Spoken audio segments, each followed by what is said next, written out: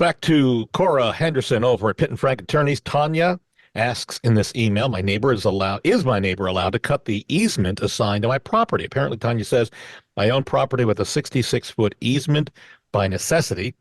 My neighbor keeps cutting the grass on the easement after I cut it. I like to maintain 4 inches, and he keeps cutting it down to 2 inches to match his side of the easement. You can see what's going on here. Is he allowed to cut the grass on the easement? He also blows the grass clippings all over my driveway, so I've got to break out my lawnmower each time, which makes more work for him. Or her, Tanya.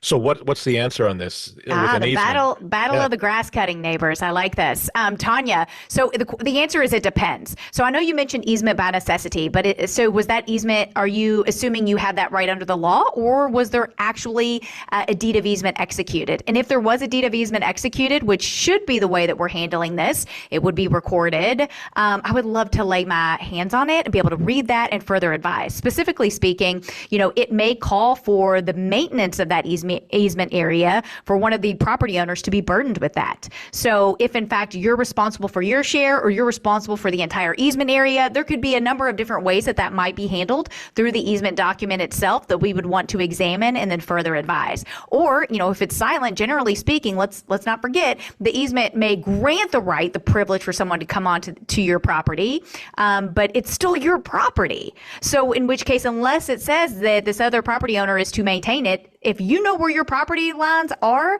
then that is, of course, where you're supposed to be maintaining. And so if you said you like that 4-inch buffer and that's yours, and he's coming onto the property, that easement area for anything other than whatever that easement is granted for.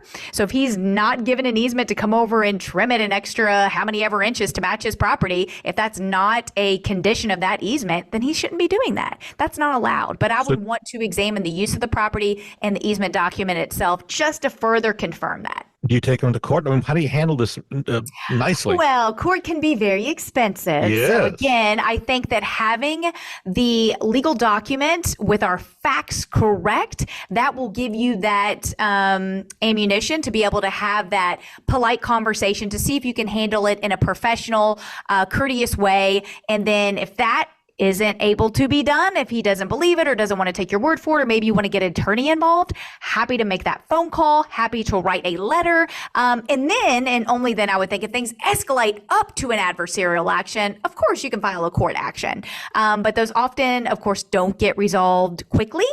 And it's certainly not inexpensive. So there are steps that we can do before that if you're willing to do those to try to resolve it.